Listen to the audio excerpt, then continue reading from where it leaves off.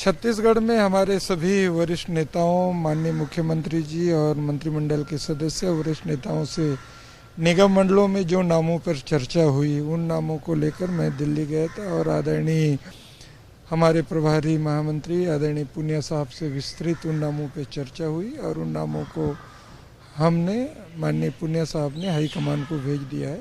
High command की स्वीकृति के बाद ही पहला लिस्ट छत्तीसगढ़ में के निगम मंडलों की सूची जारी होगी। देखिए, नाम है, इंतजार कीजिए। जब तक अंतिम मुहर नहीं लग जाती कहना जल्दबाजी होगा, इसलिए अभी इंतजार कीजिए। जहाँ अंतिम मुहर लगने के बाद ही हम नामों का डिक्लेयर कर पाएंगे।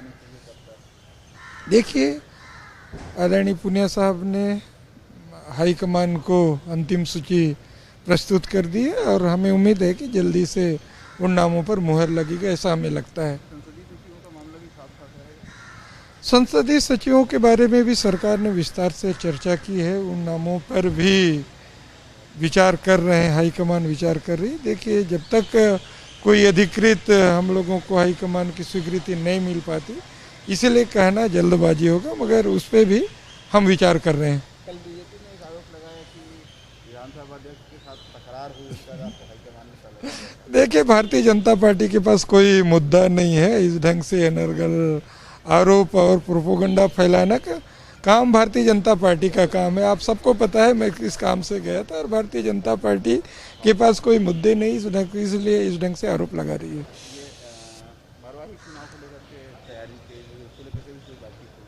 देखिए, मरवाही चुनाव को लेकर भी हमने जो ग्राउंड रिपोर्ट है आदरणीय पुनिया साहब को हमने सौंपा है कि वहाँ की क्या परिस्थितियाँ हैं, कैसे है, किस रणनीति के साथ हमको काम करना चाहिए, उसके बारे में भी मैंने विस्तार से माननीय पुनिया साहब को रिपोर्ट सौंपी है।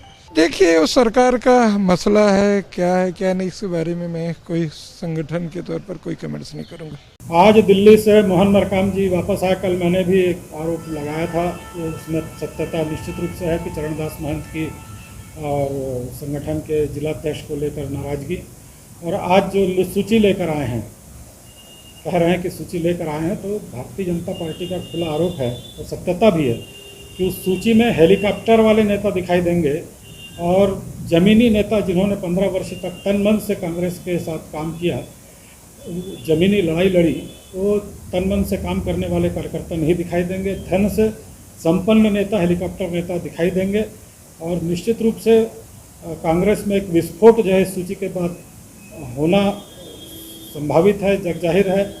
और मैं तो दावे के साथ कह सकता हूँ, यदि मोहन मरकाम जी जवाब दें कि जो प्रदेश प्रभारी जी के साथ जो दिल्ली में और कांग्रेस के आला कमान से जिस सूची को उन्होंने हरी झंडी दिखाकर लाया है, उस सूची में जो 4 नाम हैं, उसके पहले 2 नाम मैं बताता हूँ। यदि वास्तव में सत्यता है तो उसको मोहन मरकाम जी बताएं या उसका खंडन करें।